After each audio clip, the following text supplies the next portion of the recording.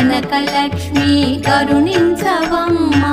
జయ జయ శ్రీ హరి హృదయ నివాసిని సురనర మునీంద్ర వందిత జనని పంకజవాసిని మంజుల భాషిని శ్రీ మహాలక్ష్మి నమోస్తుతే.